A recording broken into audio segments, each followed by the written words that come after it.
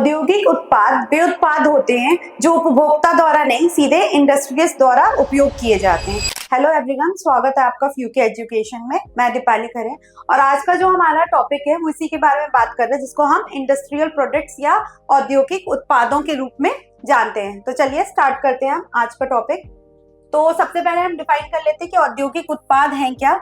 तो औद्योगिक उत्पाद वे हैं जिनका उपयोग मतलब प्रक्रिया में इनपुट के रूप में किया जाता है। ठीक है, एनी टाइप ऑफ इनपुट हम विनिर्माण कर रहे हैं जिसको हम रीयूज कर रहे हैं। इंडस्ट्रियल प्रोडक्ट जिसको हम विनिर्माण कर रहे हैं मतलब मैन्युफैक्चर से रिसाइकल कर रहे हैं या रिप्रोड्यूस कर रहे हैं और एक यूनिट की तरह ले रहे हैं, तो उनको उस इनपुट के रूप में मान रहे हैं, तो उसको हम इंडस्ट्रियल प्रोडक्ट्स मान रहे हैं। इसको हम क्या मान रहे हैं? इंडस्ट्रियल प्रोडक्ट्स के रूप में मान रहे हैं।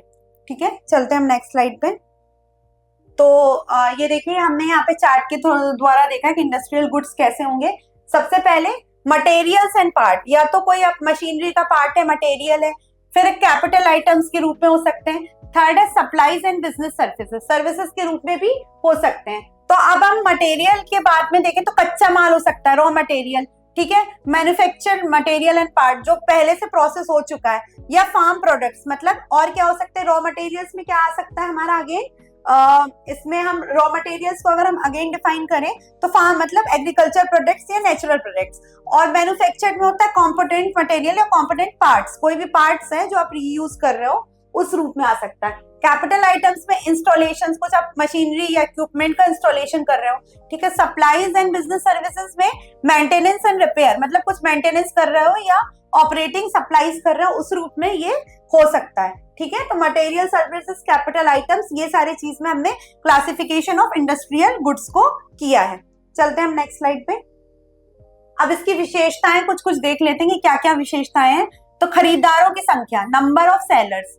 ठीक है, इसमें औद्योगिक में नंबर ऑफ सेलर्स आ सकते हैं। चैनल्स, किस चैनल में आप इसको प्रमोट कर रहे हो, तो चैनल का लेवल, चैनल लेवल आ सकता है, चैनल लेवल। ठीक है, भौगोलिक संप्रेषण, ज्योग्राफिकल इंडिकेशन आ सकता है।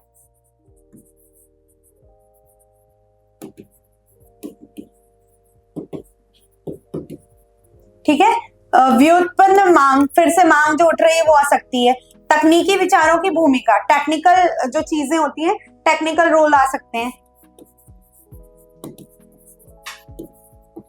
कैसे आप उसको, किस टेक्निक से आप उसको प्रमोट कर रहे हो। पारस्परिक खरीद, आपस में जो आप एक्सचेंज कर रहे हो। ठीक है, एक्सचेंज, म्यूचुअली सेल, पट्टे पर देना, लीज पे दे रहे हो। तो ये क्या है, कई सारे इंडस्ट्रियल प्रोडक्ट्स होते हैं जो हम पट्टे टाइम टू टाइम देते हैं। तो इसमें कितने नंबर ऑफ सेलर्स हैं, कौन से चैनल से आप उनको प्रमोट कर रहे हो, उसका जियोग्राफिकल इंडिकेशन क्या है, मांग कैसी है, डिमांड, इसको हम डिमांड बोलेंगे, डिमांड कैसी है। ये सारी चीजें इसमें फैक्टर्स इसमें इंक्लूड हो सकते हैं, टेक्निकल, पारस्परिक खरीद और पट्टे पर देना। तो सबसे पहले हम इसमें वर्गीकरण करेंगे। तो सबसे पहले इसमें सामग्री और भाग। ठीक है, क्या क्या सामग्री होगी, उसका क्या क्या भाग होगी। तो वे वस्तुएं जो निर्माता के उत्पाद में पूरी तरह से शामिल होती हैं। कोई भी मैन्युफैक्चर वो सारी चीजें जो अपने उसमें यूज में ला रहा है या उपयोग कर रहा है वो है। पंजीकृत वस्तुएं, कैपिटल गुड्स में तैयार माल का विनिर्माण। अब क्या है, जो ऑलरेडी जो माल है, फिनिश्ड प्रोडक्ट है, उसका आप फिर से मैन्युफैक्चरिंग कर रहे हैं, जैसे प्रतिष्ठान और उपकरण। ठीक है, प्रतिष्ठान या उपकरण है। ठीक है, आपूर्ति और व्यावसायिक सेवाएं, इसमें क्या होंगी? अल्पकालिक मतलब शॉर्ट टर्म प्रोडक्ट्स। ठीक है, और सेवाएं जो अंतिम उत्पाद के विकास या प्रबंधन में सहायता करती हैं, जो एंड प्रोसेस के यूज में आ रही है, जैसे मरम्मत और रखरखाव। कई बार हम मेंटेनेंस करके कई सारी चीजें, इक्विपमेंट्स मशीनरी में लगते हैं, वो सुधार लेते हैं। तो इसमें क्या आ रही है? शॉर्ट टर्म सर्विसेज आ रही है जो ऐसे उत्पाद के बारे में बता रही है, प्रबंधन करती है, जिसमें हमें मेंटेनेंस की ये नीड है या रिक्वायरमेंट है। ठीक है, अब है ब्रांडिंग।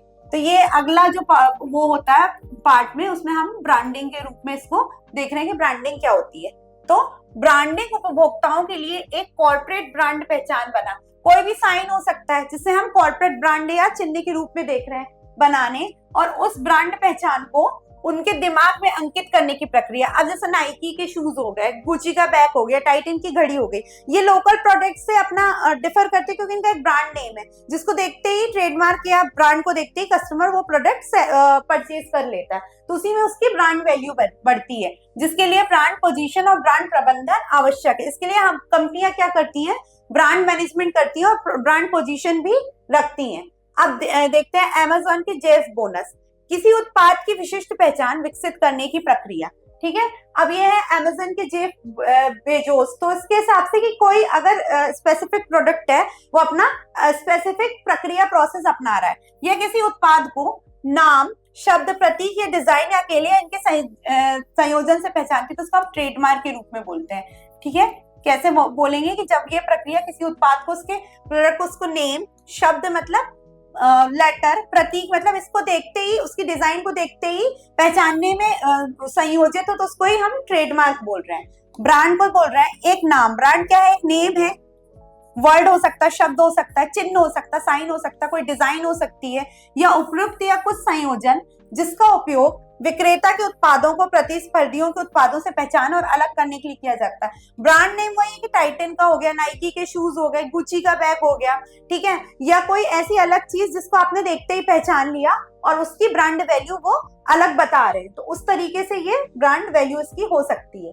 ठीक है, अब एक अच्छे ब्रांड की विशेषताएं क्या क्या है, संक्षिप्त बोलने, वर्तनी करने, पहचानने और याद रखने में सरल। एक अच्छा ब्रांड वो है कि आप आसानी से उसको क्लैरिफाई करके बोल सकते हो, पहचान सकते हो, है ना, और याद रख सकते हो। ठीक है, उत्पाद के लाभ और विशेषताओं का सुझाव दे। ठीक है, कि क्या, जैसे टाइटन की वॉचेस है तो कई साल की उसमें गारंटी है, वारंटी रहती है, तो इसमें उस उत्पाद की विशेषताएं हम आसानी से पहचान सकते हैं। अन्य उत्पादों से अलग, जो डिफरेंशिएट करती है एक प्रोडक्ट को दूसरे प्रोडक्ट से। ठीक है, डिफरेंशिएट कर रही है। पैकेजिंग और लेबलिंग आवश्यकताओं के साथ साथ विभिन्न विज्ञापन, मीडिया और भाषाओं के अनुकूल। ठीक है, पैकेजिंग लेवल हम जो कर रहे हैं उसके हिसाब से इसके हम क्या कर रहे हैं, एडवर्टाइजमेंट भी ब्रांड के हिसाब से, प्रोडक्ट के हिसाब से करेंगे कि क्या मीडिया है, क्या चैनल है, उसके अनुरूप करेंगे। नए उत्पादों को संयोजित करने के लिए पर्याप्त बहुमुखी। ठीक है, तो जितने भी न्यू प्रोडक्ट्स हैं हमारे, उनको इकट्ठा करने के लिए दूसरों से कैसे डिफरेंशिएट कर रही है, उसको ये बहुमुखी, पर्याप्त रूप से बहुमुखी बनाना, ये इसकी ब्रांड वैल्यू में हो सकता है। अब है हमारे पास पैकेजिंग। अभी तो हमने ब्रांडिंग देखी, ब्रांडिंग के बाद जो नेक्स्ट लेवल आता है वो होता है पैकेजिंग का। तो पैकेजिंग में देख लेते हैं, किसी उत्पाद के कंटेनर या रैपर को डिजाइन और विकसित करने की क्रिया। ठीक है, कि कोई आप उत्पाद के कंटेनर बना रहे हो या उसको कैसे पैकेज कर रहे हो जिसमें कस्टमर अपने आप उस उत्पाद की तरफ अट्रैक्ट हो जाए। ठीक है, तो उसको करने की प्रक्रिया है। चूंकि अच्छी पैकेजिंग अक्सर उत्पाद की बिक्री में सहायक होती है, इसलिए मूल्य विक्रेता कहा जाता है। ठीक है, मूल्य, साइलेंट सेलर, इसको हम पैकेजिंग को क्या बोलते हैं, साइलेंट सेलर होता है, कहते हैं, क्योंकि उसको देख के कोई कस्टमर अपने आप उस पे अट्रैक्ट हो जाता है, तो इसलिए हम इसको क्या बोलते हैं, पैकेजिंग को साइलेंट सेलर के रूप में बोलते हैं। तो पैकेजिंग के स्तर देख लेते हैं। प्राथमिक, प्राइमरी स्टेज में यह उत्पाद का तत्काल कंटेनर आवरण है, जो ऊपर का पैकेज, या आपने पैकेजिंग कैसे की है कि ऊपर का जो कंटेनर है, जैसे रैपर में टॉफी, कोई भी रैपर के में कौन सी टॉफी होगी उसमें नाम पे लिखा रहता है, तो आप उससे समझ जाते हो। ठीक है, माचिस, साबुन का रैपर आदि, आप रैपर देख के वो प्रोडक्ट समझ जा रहे हो कि किस कंपनी, किस ब्रांड का है। ठीक है, सेकेंडरी पैकेजिंग में ये होगी, यह सुरक्षा की अतिरिक्त परतों के बारे में। ठीक है, इसमें अब हम कुछ सिक्योरिटी, अभी तो हम यहाँ रैपर चढ़ा रहे थे जिससे कस्टमर प्रोडक्ट आइडेंटिफाई कर रहा था, यहाँ पे परतों के बारे में जो उत्पाद के उपयोग के लिए तैयार होने तक रखी जाती है।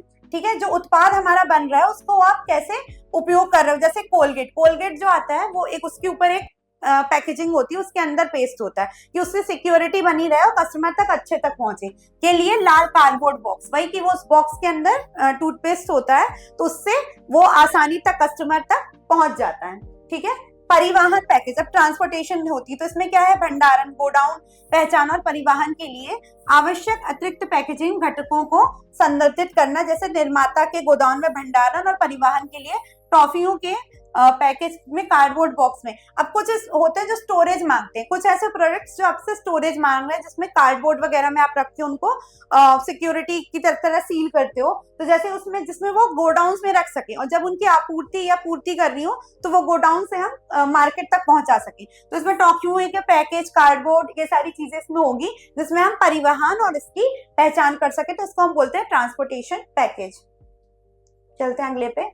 अब पैकेजिंग के कार्य, वर्क क्या है, वर्क ऑफ पैकेजिंग क्या क्या होते हैं। तो उत्पाद पहचान, सबसे पहले हमें यहाँ पे आइडेंटिफाई करना है कि किस तरह का हमारा प्रोडक्ट है। तो पैकेजिंग उत्पाद पहचानने में सहायता, अब जिस तरह से आप पैकेज करोगे तो किस तरह का, किस कैटेगरी का प्रोडक्ट है वो पहचानने में सहायता मिलेगी। उत्पाद संरक्षण, ठीक है, उसको कैसे सिक्योर करना है। तो पैकेजिंग का प्राथमिक कार्य उत्पाद की सुरक्षा करना है। क्या करना है कि उत्पाद को आप कैसे संरक्षित करते हो, उसकी सुरक्षा करना है। उत्पाद उपयोग को सुविधाजनक बनाना, ठीक है, आप उसको अच्छी तरीके से सर्विस को यूज कर सको, सेटिस्फैक्ट्री कर सको। तो इसमें क्या है, परिवहन, ट्रांसपोर्टेशन है, ट्रांसपोर्टेशन से आप गोडाउन में करोगे। और उपभोग को आसान बनाना, जिसमें वो एंड कस्टमर तक आसानी से पहुंच सके और उसका वो उपयोग कर सके। लेबलिंग में उत्पाद के पैकेज पर पहचान चिन्ह लगाना। अब कैसे, आप क्या कर रहे हो, जैसे कैंडल्स हैं तो उसमें आपने लिखा दिया, कुछ लेबल लगा दिया कैंडल्स का, या कोई चीज है प्रोडक्ट को जिसमें पहचान सके हम, ठीक है। लेबल में उत्पाद का नाम, क्या कर रहे हैं हम, नाम डाल रहे हैं, डिटेल्स डाल रहे हैं, निर्माता क्या, किसने मैन्युफैक्चर किया है, क्या सामग्री है, उसका मैन्युफैक्चरिंग डेट और एंडिंग डेट, और उपयोग के निर्देश जैसी आवश्यकता जानकारी, कि किस तरीके से आप उसका उपयोग करोगे, इसकी आवश्यक जानकारी लेबलिंग में सारी डिटेलिंग्स के साथ हम करते हैं। चलते हैं हम नेक्स्ट स्लाइड पे। अब लेबलिंग के कार्य देख लेते हैं यहाँ पे कि लेबलिंग के क्या क्या कार्य हैं। तो सबसे पहले है उत्पाद पहचानना, ठीक है, हम क्या कर रहे हैं, प्रोडक्ट को पहचानने का काम कर रहे हैं। तो ग्राहकों को उत्पाद की पहचान कराने में मदद करता है। उदाहरण के लिए कैडबरी चॉकलेट लेबल की बैगनी रंग, ठीक है। अब कई सारी चॉकलेट्स आती है लेकिन कैडबरी की हम उसकी जो पैकेजिंग है उसको देखते ही पहचान लेते हैं कि ये कैडबरी की चॉकलेट है। तो ये इस तरीके से है। उत्पाद सामग्री का वर्णन करना, उसमें डिटेलिंग हम दे रहे हैं कि उत्पाद की सामग्री के बारे में विस्तृत जानकारी, डिटेल हम विस्तृत जानकारी प्रदान कर रहे हैं। उत्पाद ग्रेडिंग, उत्पादों को विभिन्न श्रेणियों में, अब हम यहाँ कैटेगराइजेशन कर रहे हैं, जितने भी डिफरेंट प्रोडक्ट्स हैं उसको कैटेगराइजेशन कर रहे हैं, जैसे book brand level, red level, yellow level या ग्रीन लेवल। अब जैसे चाय के कई वाले की ब्रांड लेवल की है, उसमें कुछ हम टैग्स दे रहे हैं। ग्रीन से मतलब वेज है, रेड अगर हमने लेबल लगा लिया तो नॉन वेजिटेरियन वो प्रोडक्ट है। तो इस तरीके से हम लेबलिंग देके उसको वर्गीकृत कर रहे हैं। प्रचार में सहायक, एडवर्टाइजमेंट यहाँ से आसान है। तो आकर्षक लेबल ग्राहकों को लुभा सकते हैं, ठीक है। उदाहरण के लिए डिटर्जेंट पर 40% अतिरिक्त मुफ्त। अब कई बार सेल पे या ऑफर पे हम चीज भेजते हैं कि 40% एक्स्ट्रा, 20% लेस। तो ये क्या है, कस्टमर क्या है, जब उसमें छूट होती है तो डिस्काउंट के आकर्षण में वो खिंचा आता है और वो प्रोडक्ट आसानी से खरीद लेता है, ठीक है। फिर कानूनी जानकारी, मतलब कुछ लीगल फॉर्मेलिटीज भी हम पूरी कर रहे हैं। इसमें बैच नंबर, MRP, कितनी का वो प्रोडक्ट है, बैच होगा, सुरक्षा कैसे प्रिकॉशंस होती हैं, जैसी कानूनी विवरण भी उसमें होता है। ये मेजर्स एक्ट बना है इसके अंदर, उसके अंदर सारे मेजर्स एंड वेट्स एक्ट बना, उसके अंदर भी ये सारी कानूनी जो उपलब्धताएं हैं, जानकारी होती है, वो हमें प्रोवाइड करनी होती है, ठीक है। ये लेबलिंग के कार्य हैं। देश के औद्योगिक विकास को बढ़ाने के लिए औद्योगिक उत्पाद अति आवश्यक होते हैं तथा ये दूर तक एक पहचान छोड़ते हैं। So thank you very much for watching. अगर वीडियो आपको पसंद आया हो तो लाइक करें, शेयर करें, कमेंट करें। डिटेल जानकारी के लिए आप हमारा फ्यूके एजुकेशन ऐप भी डाउनलोड कर सकते हैं। Thank you.